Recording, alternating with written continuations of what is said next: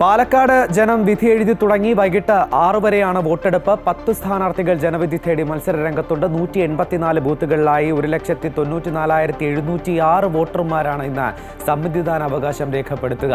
മുൻ തെരഞ്ഞെടുപ്പുകളിൽ നിന്നൊക്കെ ഏറെ വ്യത്യസ്തമായ വിവാദങ്ങളും ആരോപണങ്ങളും കൊഴുത്ത ട്വിസ്റ്റ് ആൻഡ് ടേണുകളൊക്കെ നിറയെ ഉണ്ടായ ഒരു പ്രചരണ കാലയളവ് തന്നെയായിരുന്നു. എന്തായാലും പാലക്കാടൻ ജനമനസ് ഇന്ന് വിധി എഴുതുന്നു. സ്ഥാനാർത്ഥികളും മുന്നണികളും ഒക്കെ വലിയ പ്രതീക്ഷയിൽ തന്നെയാണ്. വിശദമായ തത്സമയ വിവരങ്ങളുമായി ഞങ്ങളുടെ പ്രതിനിധികളും ഒക്കെ സജ്ജരാണ്. ശ്രീജിത്തും ഹരീഷും പാലക്കാട് വിവിധ ബൂത്തുകളിൽ നിന്നുമാണ് ചേരുന്നത്. അവരിലേക്ക് എത്തും മുമ്പ് ഇന്ന് ഈ സമയത്തെ സ്ഥാനാർത്ഥികളുടെ പ്രതികരണങ്ങൾ അറിയാം.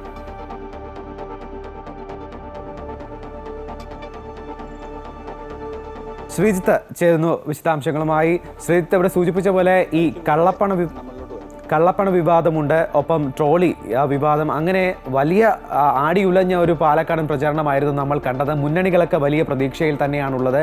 അതോടൊപ്പം തന്നെ രാവിലെ തന്നെ സ്ഥാനാർത്ഥികളുടെയൊക്കെ പ്രതികരണങ്ങൾ നമുക്ക് എടുക്കാൻ സാധിച്ചിട്ടുണ്ട് എന്നുള്ളതാണ് മനസ്സിലാക്കുന്നത്. വലിയ ശുഭപ്രതീക്ഷയിൽ തന്നെയാണുള്ളത്. പാലക്കാടൻ ജനമനസ് തനിക്കൊപ്പം വന്ന് പി സരിൻ പറയുമ്പോൾ ഒപ്പം തന്നെ ഭൂരിപക്ഷം വലിയ രീതിയിൽ ഉയർത്താൻ സാധിക്കുമെന്ന് കോൺഗ്രസ് സ്ഥാനാർത്ഥിയും വ്യക്തമാക്കുന്നു. അതേ സമയം തന്നെയാണ് പ്രതീക്ഷയൊന്നും കൈവിടാതെ NDA സ്ഥാനാർത്ഥിയും രംഗത്തുണ്ട്. എങ്ങനെയാണ് നമ്മൾ ഇത്തവണത്തെ ഈ മത്സരരംഗം കാണുന്നത്? രാവിലെ തന്നെ പോളിംഗ് ആരംഭിച്ചു കഴിഞ്ഞു. വലിയ തിരക്ക് അനുഭവപ്പെടുന്നുണ്ടോ? എന്താണ് വിവരങ്ങൾ?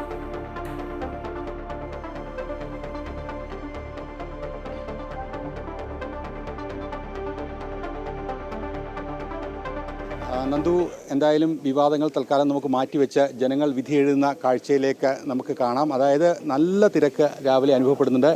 GLP സ്കൂൾ യാക്കര, ഈസ്റ്റ് യാക്കരയിലുള്ള ബൂത്തിലാണ് ഞാൻ നിൽക്കുന്നത്. 93, 94 ബൂത്ത് നമ്പറുകളാണ് ഇവിടെ ഉള്ളത്.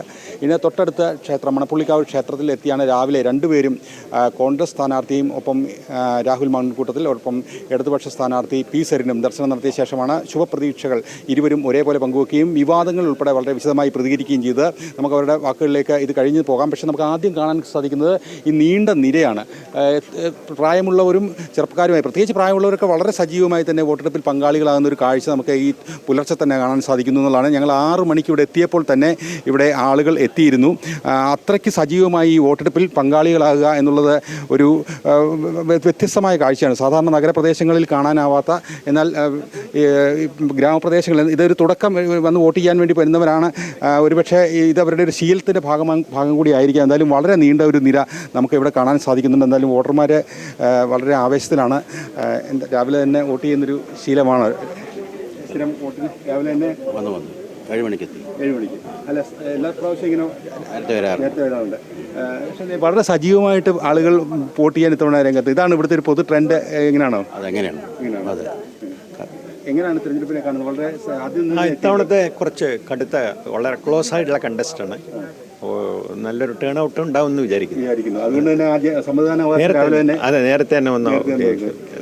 ഇരട്ട വോട്ടും മറ്റു വിവാദങ്ങളൊക്കെ ഉള്ളതുകൊണ്ട് എല്ലാവരും നേരത്തെ തന്നെ എത്തിയിട്ടുണ്ടല്ലേ? നേരത്തെ എത്തി. പ്രാവശ്യം എന്തായാലും ഗംഭീര പോരാട്ടമാണ്. 3 മുന്നണിയും ഒപ്പത്തിനൊപ്പം ഉണ്ട്. പക്ഷേ വിജയസാധ്യത 23-ാം തീയതി പറയാൻ അപ്പോൾ രാവിലെ നേരത്തെ ആദ്യത്തെ 10-ൽ തന്നെ വോട്ട് ചെയ്യണം വേണ്ടി വന്നതാണ്. അപ്പോഴത്തേക്ക് ഒരുപാട് പേര് നമ്മുടെ മുമ്പിൽ എത്തിപ്പോയി. നേരത്തെ എത്തിക്കഴിഞ്ഞു. 6:40 എത്തി. അതിന് മുമ്പേ ആൾക്കാർ എത്തിയിരിക്കുന്നു. ഞാൻ നോക്കുമ്പോൾ അമ്മമാരൊക്കെ നേരത്തെ തന്നെ 6 മണിക്ക് എത്തിയ അമ്മമാരുണ്ട്. വളരെ വ്യത്യസ്തമായ കാഴ്ച. നഗരപ്രദേശത്തുനിന്ന് ഇത് കാണാൻ സാധിക്കാത്തൊരു കാഴ്ച നമുക്ക് പാലക്കാട് ഇവിടെ കാണാൻ സാധിക്കുന്നുണ്ട്.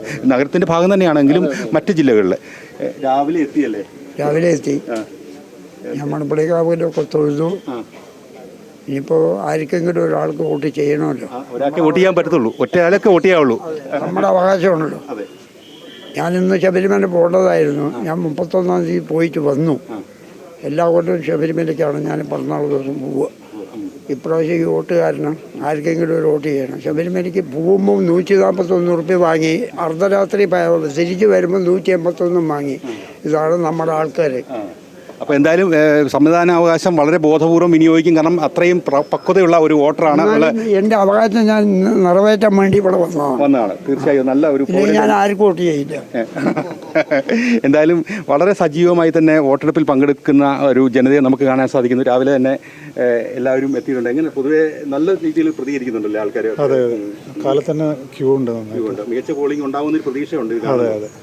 എന്തായാലും വാശിയേറിയ ഒരു പോരാട്ടത്തിൻ്റെ ഒരു ദൃശ്യം നമുക്ക് ഈ ഒരു പോളിംഗ് ബൂത്തിൽ കാണാനാവും. കാരണം അത്രയ്ക്കും സജീവമായൊരു പോളിംഗ് ബൂത്ത് രാവിലെ തന്നെ ഇവിടെ ദൃശ്യമാണ്. 2 സ്ഥലങ്ങൾ 93, 94 2 ബൂത്തുകളിലും ഇതുപോലെ തന്നെ ജനം തിങ്ങി നിൽക്കുന്ന ഒരു കാഴ്ച. നമുക്കിപ്പോൾ പ്രതികരണങ്ങളിൽ നിന്ന് എത്രത്തോളം സജീവമാണ്, വളരെ നാച്ചുറൽ ആയിട്ടുള്ള ഓർഗാനിക് ആയിട്ടുള്ള പ്രതികരണങ്ങളാണ്. അതുകൊണ്ട് രാഷ്ട്രീയമായ പ്രതികരണങ്ങൾക്കപ്പുറം വോട്ടെടുപ്പിൽ ജനം പങ്കാളിത്തം വഹിക്കുന്നതിൻ്റെ ഒരു മനോഹാരിത, ജനാധിപത്യത്തെ സംരക്ഷിക്കുന്നതിൻ്റെ പൗരൻ്റെ ഒരു ഇടപെടൽ, ഇതൊക്കെ സാധ്യമാവുന്ന രീതിയിലേക്ക് ഈ തെരഞ്ഞെടുപ്പ് മാറുന്നു. ഈ ആവേശോജ്വലമായ കൊട്ടിക്കലാശത്തിൻ്റെയൊക്കെ ഒരു പ്രതിഫലനമായി നമുക്ക് ഈ ബൂത്തിലെ ഈ തിരക്കിനെ കാണാം.